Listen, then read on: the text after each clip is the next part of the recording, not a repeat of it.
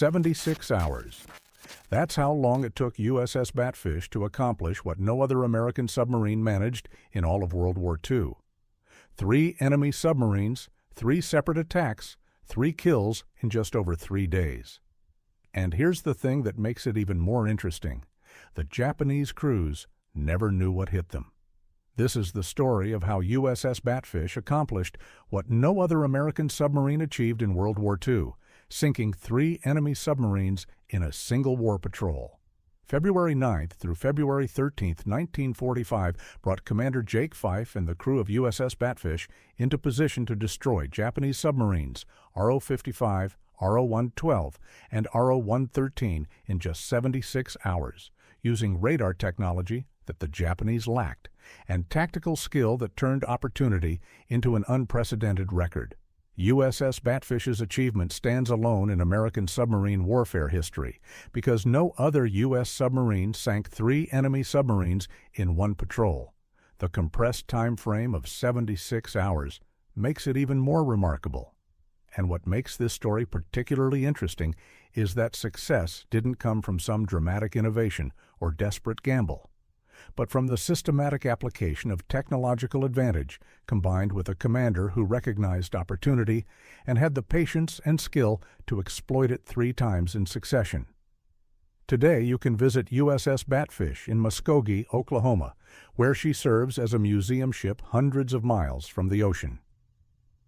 February 1945 found her hunting in the South China Sea near the Philippines, and what happened over those 76 hours would define her legacy and demonstrate how technology changed submarine warfare. USS Batfish. The submarine. Understanding what USS Batfish brought to this fight requires knowing what she represented as a weapons platform and what capabilities she possessed. USS Batfish belonged to the Balao class, commissioned August 21, 1943, after construction at Portsmouth Naval Shipyard in Kittery, Maine, and by February 1945 she'd completed 5 war patrols and was heading out on her 6th. That context matters because this wasn't a green submarine with an inexperienced crew, but rather a battle-tested vessel whose crew knew their jobs and knew their boat. Balao-class submarines functioned as the workhorses of the American submarine campaign in the Pacific. Stretching 301 feet 9 inches long and displacing 1,526 tons surfaced with 2,124 tons submerged, these submarines combined endurance, firepower, and habitability in a design that proved devastatingly effective against Japanese shipping. Batfish carried 10 torpedo tubes with 6 forward and 4 aft, storing 24 torpedoes total, while her crew numbered approximately 60 to 80 officers and enlisted men, all living and working in very confined spaces for patrols that could last weeks or months. But here's the thing, the most important piece of equipment on Batfish in February 1945 wasn't her torpedoes or her diesel engines or her diving capabilities. SJ, Surface Search Radar, changed everything. This radar system could detect surfaced submarines at significant range, giving Batfish eyes in the darkness that her Japanese opponents simply didn't have, and the technological advantage would prove decisive in all 3 submarine kills we're going to discuss. Commander Jake Fyfe, Lieutenant Commander John Kermit Fyfe, known as Jake Fyfe, commanded USS Batfish during this patrol with 5 previous war patrols already under his belt. February 1945 found Commander Fyfe leading an experienced submarine with a proven crew. Understanding both his vessel's capabilities and the tactical situation in the South China Sea came from that experience, and what sets good submarine commanders apart from great ones often comes down to the ability to recognize opportunity and the nerve to exploit it. Fyfe would demonstrate both qualities during those 76 hours. Submarine command requires a unique combination of technical knowledge, tactical skill, and psychological fortitude because you're operating a complex machine in a hostile environment where mistakes can kill everyone aboard. You're hunting enemies who are also trying to hide, making decisions with incomplete information and limited ability to communicate with higher command. and you're responsible for the lives of 60 to 80 men, depending on your judgment. 5 previous patrols proved Fyfe capable. What he accomplished in February 1945 demonstrated something more: the ability to maintain tactical excellence under pressure over an extended period, and the aggressive mindset to keep hunting after the first kill when many commanders might have considered the job done and moved to a different February 1945. The strategic situation. Understanding why USS Batfish encountered 3 Japanese submarines in 76 hours requires understanding what was happening in the Pacific War during February 1945. America was liberating the Philippines from Japanese occupation in a campaign that had been ongoing since October 1944. And by February 1945, American forces controlled significant portions of the Philippines, while Japanese forces held out in various isolated garrisons across the islands. This created a major problem for Japan.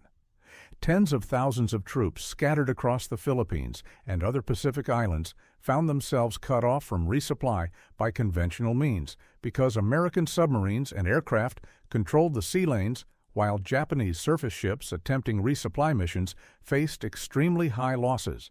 Japan turned to submarines. Submarines could potentially slip through American patrols underwater, carry critical supplies and personnel to isolated garrisons, operate at night on the surface for speed, and then dive during daylight to avoid detection.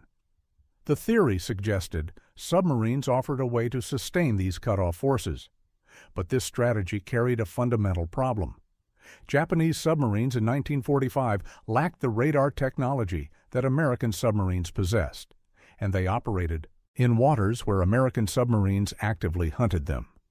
The 3 RO-class submarines that Batfish would encounter were almost certainly on supply missions to isolated Japanese garrisons in the Philippines or nearby areas. February 1945 brought the Pacific War close to its end, though nobody at the time knew exactly when that would be. Japan faced defeat, American submarine dominance in the Pacific stood complete. The Japanese submarine force had already suffered severe depletion through combat losses, and the submarines Japan still had available found themselves pressed into increasingly desperate missions with poor survival rates. That context shaped the situation when USS Batfish departed on her 6th war patrol heading to the South China Sea.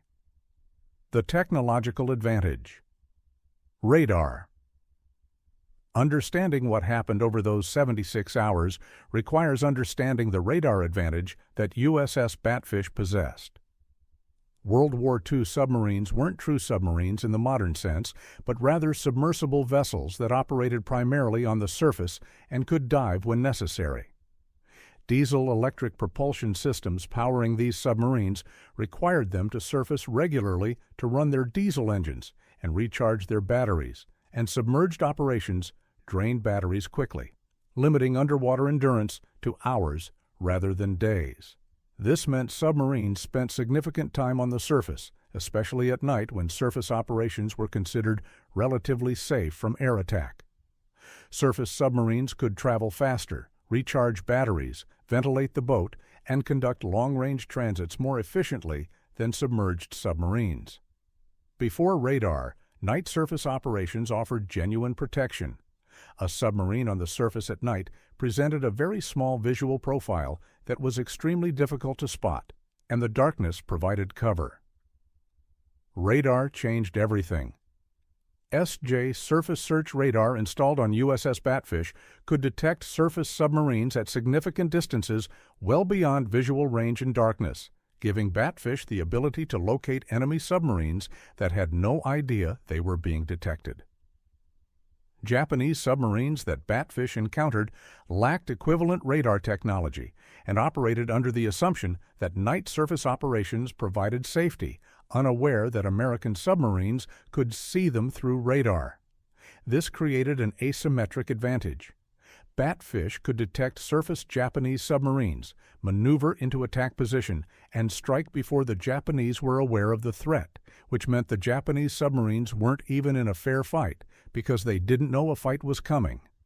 And that's when Commander Fyfe's recognition of this advantage and his knowledge of how to exploit it became decisive. February 9, 1945, the first kill, RO-55. The night of February 9, 1945, brought the first encounter when USS Batfish patrolled in the South China Sea near the Philippines. Batfish's radar detected a surface submarine, and this moment represented when radar technology translated into tactical advantage. Japanese submarine RO-55 rode on the surface, probably transiting between positions or recharging batteries, completely unaware that an American submarine had detected it and was maneuvering for attack. Commander Fyfe positioned Batfish for the attack. Exact details of the attack sequence, including the specific number of torpedoes fired, and the precise tactical geometry, aren't fully documented in all sources. But what we know for certain is that Batfish attacked the surfaced RO-55 at night and sank it. RO-55 went down with her crew. Japanese submarine losses typically resulted in total crew casualties because submarines that are hit usually sink quickly, leaving little time for escape, and submarines that sink take their crews with them. Approximately 38 to 50 men, depending on the specific submarine configuration, died that night in the South China Sea aboard RO-55. For Batfish, this represented a successful attack on an enemy submarine. Submarine versus submarine combat rarely occurred in the Pacific War, since most American submarine warfare focused on merchant shipping and surface warships, making the sinking of an enemy submarine a notable achievement. But here's the thing. Fyfe made a decision that would prove critical to what happened next. Instead of moving to a different patrol area after the kill, he kept Batfish in the same general vicinity. Aggressive hunting behavior drove this decision.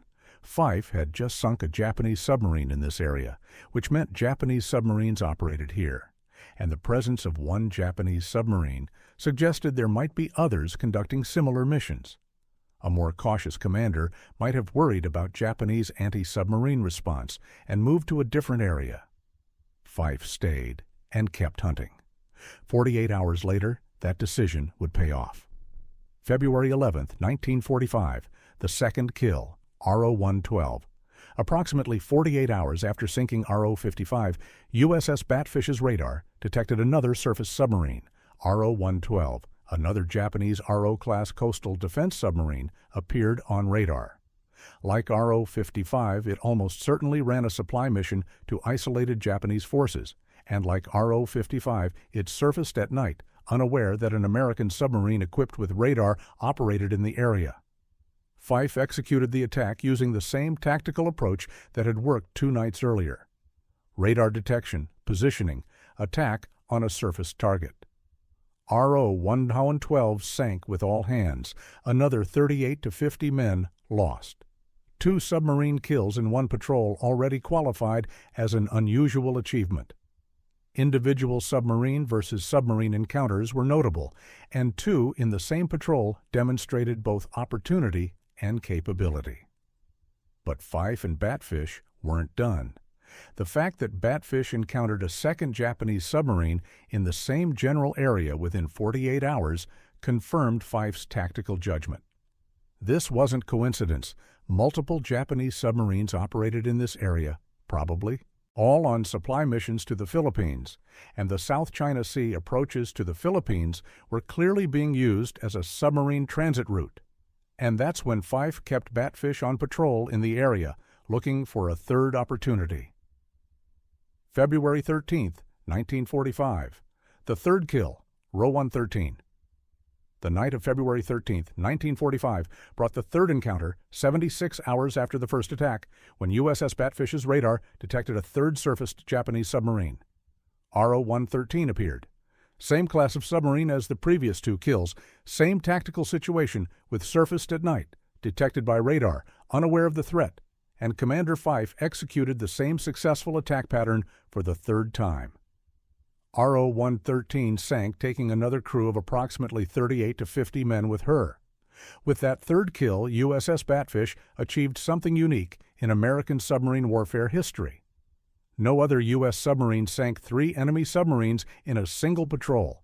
The 76-hour time frame made the achievement even more remarkable, and the fact that all 3 kills resulted from the systematic application of the same tactical approach, exploiting the same technological advantage, demonstrated both the power of radar in submarine warfare and Commander Fyfe's ability to recognize and exploit opportunity. Let me put this in perspective. Submarine versus submarine combat rarely occurred throughout World War II because submarines are designed to hide, which makes them very difficult for other submarines to find and attack. Most submarine losses came from aircraft, surface ships, or mines rather than from other submarines, and when submarines did encounter each other, it usually happened through chance rather than deliberate hunting. USS Batfish didn't just stumble into 3 separate chance encounters. Fyfe kept his submarine in an area where Japanese submarines operated, maintained aggressive patrolling, and used radar to detect targets that would have been invisible without that technology. He executed 3 successful attacks in just over 3 days and brought his submarine and crew home safely. That's not just luck. That's systematic tactical excellence. The Japanese RO-class submarines. All 3 submarines that Batfish sank belong to the RO-class coastal defense submarine category. Understanding what these submarines represented helps explain why they operated in the South China Sea in February 1945 and why they fell vulnerable to Batfish's attacks. RO-class submarines ran smaller than Japan's fleet submarines. Displacing approximately 960 to 1,115 tons surfaced, they measured significantly smaller than the 1,526-ton USS Batfish and were designed for coastal defense, harbor patrol, and short-range operations, rather than the long-range offensive missions that larger fleet submarines conducted. Under normal circumstances, RO-class submarines would operate relatively close to Japanese-controlled waters, patrolling approaches to harbors and defending against enemy surface ships and submarines. But February 1945 brought circumstances far from normal since Japan faced desperation, isolated garrisons needed supplies, and every available submarine found itself pressed into service for supply missions regardless of whether that matched the submarine's original design purpose. The crews aboard RO-55, RO-112, and RO-113 were probably running high-risk missions they knew carried poor survival rates. Submarine supply runs to isolated garrisons meant penetrating waters controlled by American submarines and aircraft, meant surfacing to transit between positions, and meant operating in areas where the enemy held overwhelming superiority. These 3 submarines and their crews did their duty in a losing war, attempting missions that offered little chance of success and high probability of death. Approximately 115 to 150 men who died on those 3 submarines across those 76 hours became casualties of Japan's strategic desperation in the final months of the war. Why this achievement was unique. USS Batfish's record of 3 submarine kills in one patrol stands alone in U.S. submarine warfare history for several reasons. First, submarine versus submarine combat simply occurred rarely. The Pacific War involved extensive submarine operations by both sides, but most of those operations targeted merchant shipping, transport vessels, and surface warships rather than other submarines. Submarines hunting other submarines remained opportunistic rather than systematic, and the vast ocean spaces meant that submarines rarely encountered each other unless one specifically hunted in areas where enemy submarines operated. Second, even when submarines encountered each other, successful attacks proved difficult. Both vessels are designed to hide, and both can submerge to avoid detection, and without significant technological or tactical advantage, submarine versus submarine engagements often ended inconclusively or with both submarines breaking contact. Third, multiple submarine kills in a single patrol required not just capability, but opportunity. You need enemy submarines operating in your patrol area, and USS Batfish benefited from being in the right place at the right time in an area where Japanese submarines conducted supply missions. But other submarines might have encountered the same opportunity and achieved only one kill or no kills, and Fyfe's decision to remain in the area after the first kill and maintain aggressive patrolling turned opportunity into achievement. Fourth, the 76-hour time frame compressed these 3 kills into a remarkably short period. This wasn't 3 separate encounters spread across a multi-month patrol, but rather sustained tactical operation over 3 days with Fyfe and his crew maintaining the edge that technology provided and executing 3 successful attacks in rapid succession. The combination of all these factors makes USS Batfish's achievement unique. Right technology at right time, in right place, with right leadership and right tactical execution repeated 3 times. Remove any one of those elements and the record doesn't happen. No other U.S. submarine achieved this. Batfish's record stands alone. USS Batfish's 3 kills in 76 hours demonstrate how technology transformed submarine warfare, and taking a moment to understand that transformation explains not just what happened in February 1945, but how submarine warfare evolved throughout World War II. At the beginning of the war, submarine operations relied heavily on visual detection and manual calculations. Submarines surfaced at night because darkness provided genuine protection, and without radar detecting a surface submarine at night required seeing it with the human eye. Submarines present a very small visual profile that's extremely difficult to spot in darkness. Development and deployment of radar changed this fundamentally. Suddenly, surface submarines could be detected well beyond visual range. The darkness that had provided protection became irrelevant, and a submarine captain operating under pre-radar assumptions, believing that night surface operations were safe, found himself operating with a mental model of submarine warfare that technology had made obsolete. Japanese submarines that Batfish encountered operated under those obsolete assumptions. They surfaced at night, probably believing they were relatively safe, had no way of knowing that an American submarine equipped with radar was detecting them, tracking them, and maneuvering into attack position, and they died without ever knowing what hit them. This represents a common pattern in military history. Technological advantage often comes from one side possessing a capability that the other side doesn't know exists or doesn't understand the implications of.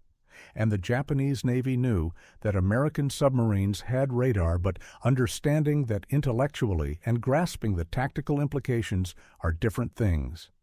Even if they understood the implications, they may not have had countermeasures or alternative tactics available.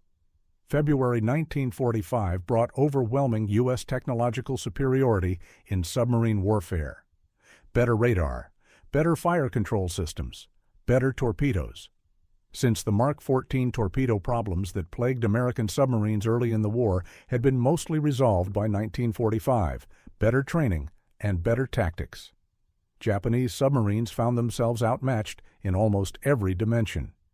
USS Batfish's 3 kills demonstrated this technological dominance in the most direct way possible, sinking 3 enemy submarines in 76 hours using radar detection that the enemy couldn't counter.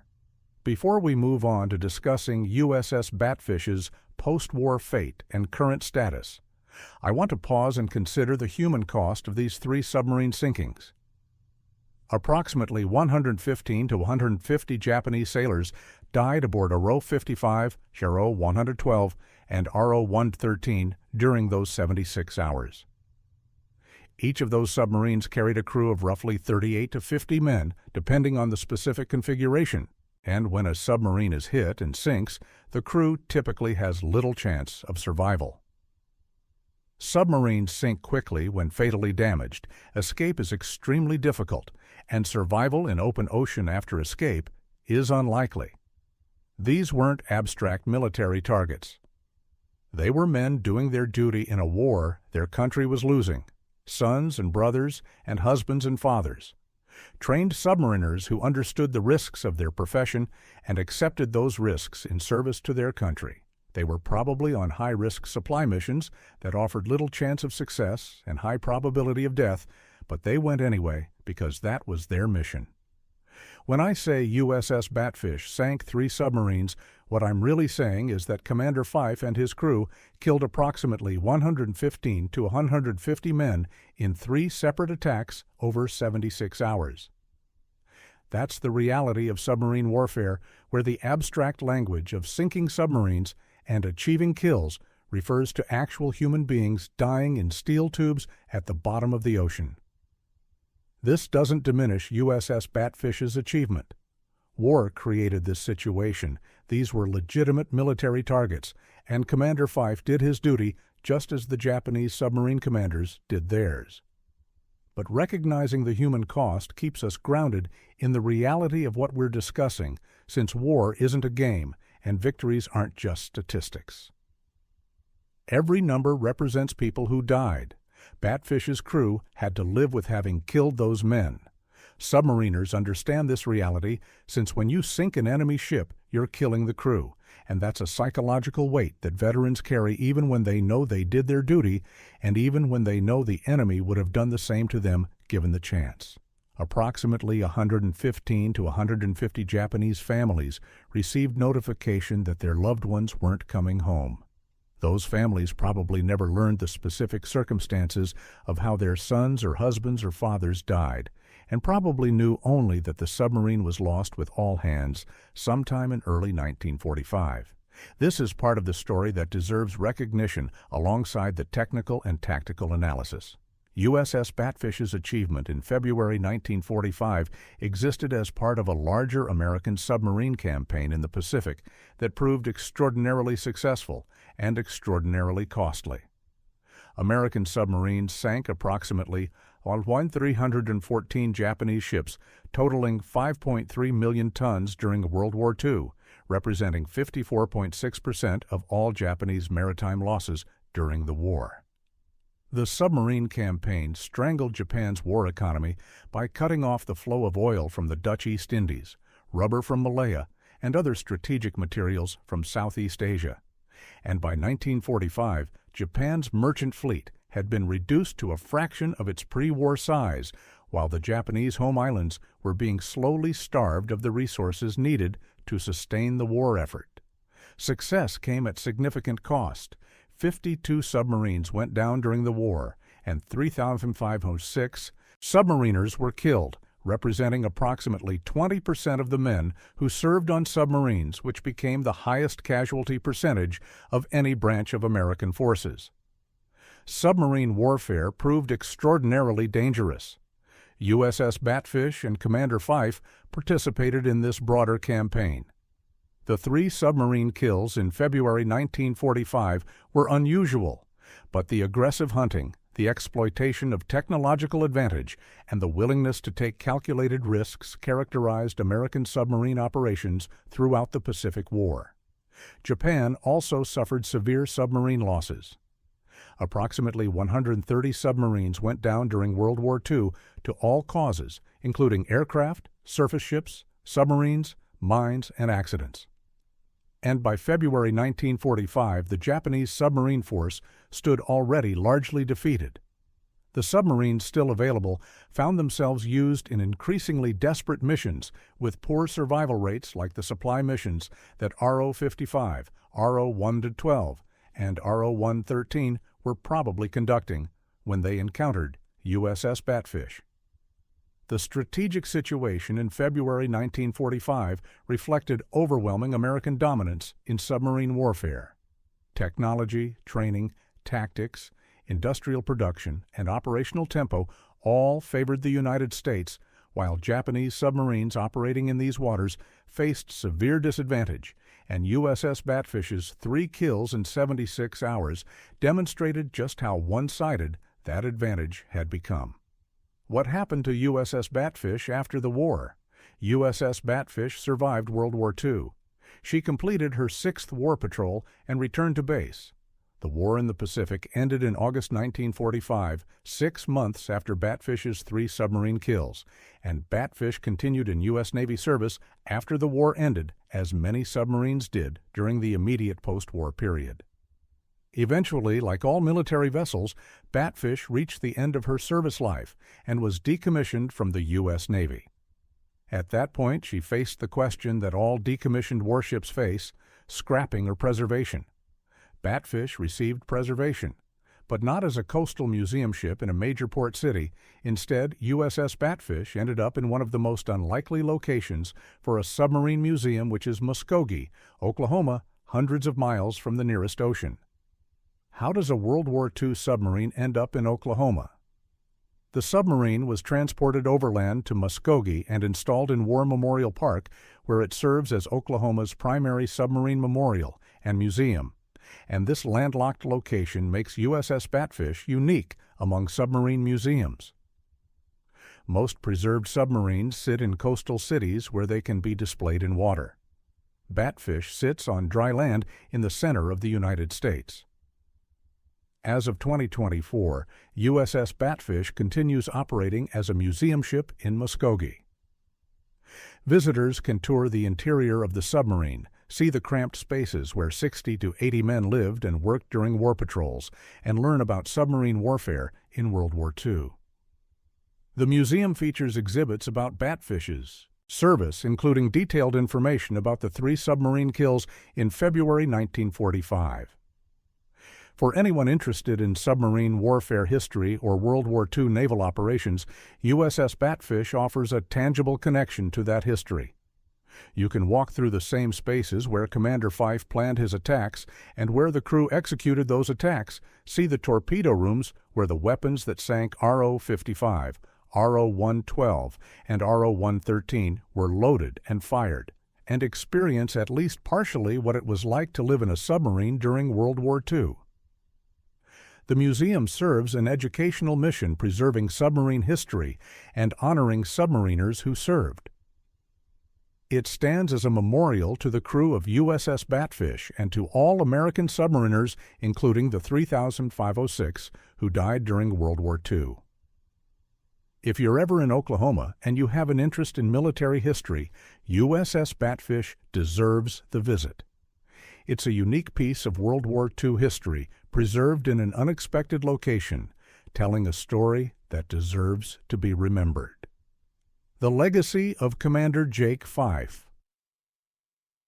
Commander Jake Fyfe's achievement in February 1945 established a record that has never been matched in U.S. submarine warfare since no other American submarine commander sank 3 enemy submarines in a single patrol.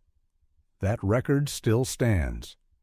What made Fyfe successful wasn't just technical competence or access to superior technology, though both mattered. Tactical judgment set him apart, and after sinking RO-55 on February 9th, Fyfe could have moved to a different patrol area, which would have been a perfectly reasonable decision. He'd just achieved a notable success, so why risk staying in an area where Japanese forces might be alerted to American submarine presence? But Fyfe recognized that encountering one Japanese submarine suggested others might be operating in the area. He stayed, maintained aggressive patrolling, and when his radar detected RO-112 2 nights later, he was in position to attack because he'd made the tactical judgment to remain in the area. After the second kill, he still didn't leave. He'd now achieved something quite rare with 2 submarine kills in one patrol, and many commanders would have considered the patrol a success and moved on. Fyfe stayed, and when RO-113 appeared on radar on February 13th, Batfish was there to sink it. This demonstrates a particular kind of aggressive mindset that characterized the most successful submarine commanders. Good enough isn't good enough. 1 kill is good, but 3 kills is better. And the mission isn't just to achieve success, but to maximize success by exploiting every opportunity. Fyfe also demonstrated trust in his crew. Executing 3 submarine attacks in 76 hours requires the entire crew performing at a high level repeatedly, with radar operators detecting targets, sonar operators tracking them, torpedo crews loading and firing weapons, engineers managing the submarine's propulsion and systems, and officers calculating firing solutions. Every successful Attack represented the combined effort of 60 to 80 men doing their jobs correctly under pressure. The legacy of USS Batfish and Commander Fyfe lives on in that museum ship in Muskogee in naval history books that document the only American submarine to sink 3 enemy submarines in one patrol, and in the memory of submariners who know that record and understand what it took to achieve it. And it lives on in the story we're telling right now about 76 hours in February 1945, when technology, opportunity, and tactical skill combined to create a record that stands alone in American submarine warfare. Comparing Batfish's achievement to other submarine records, fully appreciating what USS Batfish accomplished requires comparing this achievement to other notable submarine accomplishments in World War II. USS Tang, under Commander Richard O'Kane, claimed the title of most successful American submarine in terms of total tonnage sunk. Tang sank 33 ships, totaling 116,454 tons, before being sunk by one of her own circular-running torpedoes in October 1944, and O'Kane became the most successful American submarine commander in terms of ships and tonnage destroyed. But Tang never sank 3 submarines in one patrol. Other American submarines achieved notable individual submarine kills throughout the war. Various submarines sank Japanese submarines in isolated encounters. Some submarines sank 2 enemy vessels of all types in short time frames, but no submarine matched Batfish's record of 3 submarine kills in 76 hours. Atlantic theater operations saw German U-boats focus primarily on merchant shipping rather than submarine versus submarine combat. Allied anti-submarine warfare in the Atlantic ran more systematically than in the Pacific, with dedicated hunter-killer groups and extensive air cover, creating a tactical environment completely different from the Pacific submarine campaign. What makes Batfish's record particularly impressive is the specificity.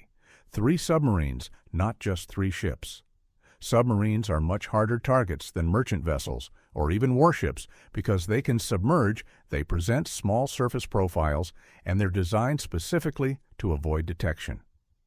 Sinking 3 submarines in 76 hours required not just general submarine warfare competence, but the specific capability to detect and destroy other submarines repeatedly. This explains why the record stands alone. A unique combination of circumstances was required, including an area where multiple enemy submarines operated, technological advantage enabling detection, tactical skill to execute the attacks, and sustained excellence over several days. Remove any element and the achievement doesn't happen. Lessons from USS Batfish. USS Batfish's story offers several lessons that extend beyond the specific tactical details of February 1945. First, technology matters.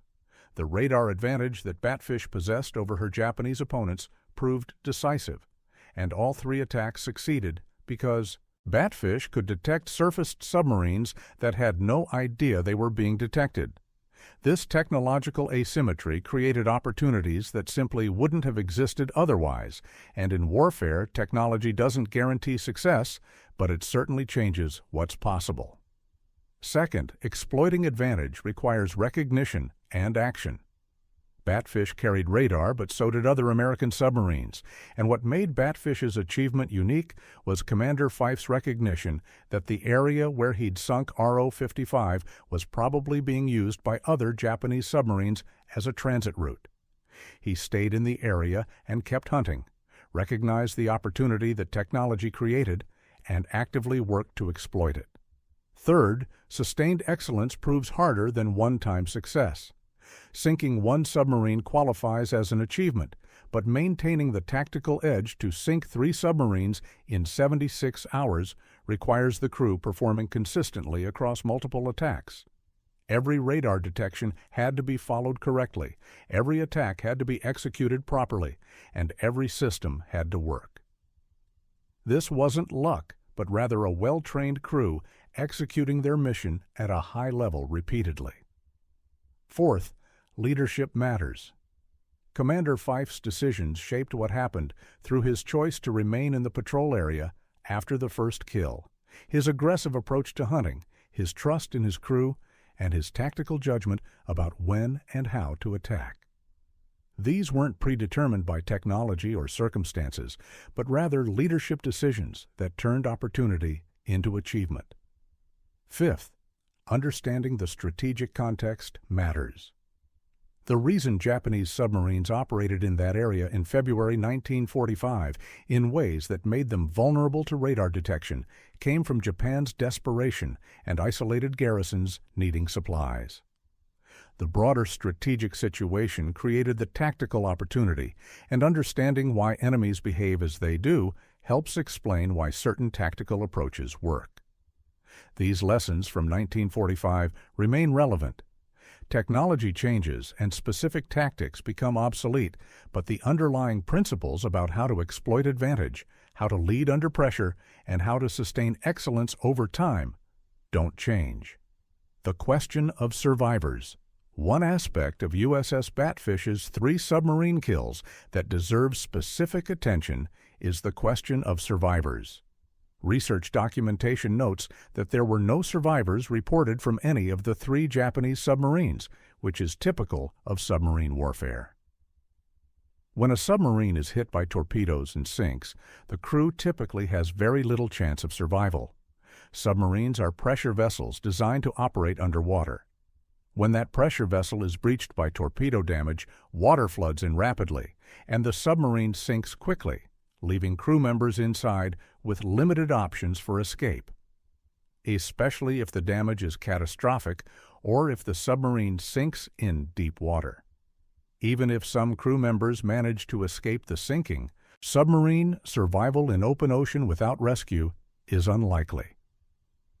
The South China Sea in February 1945 didn't offer a friendly environment for survivors.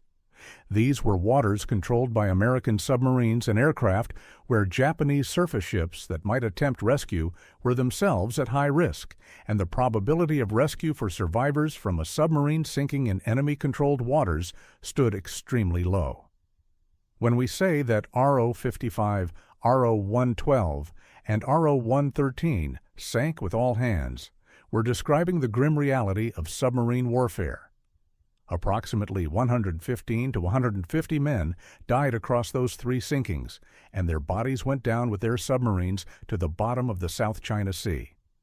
This explains why submarine warfare was so feared and why submariners on all sides understood they were taking enormous risks every time they went on patrol. The casualty rate for submariners ran high across all navies precisely because submarine losses typically meant total crew loss.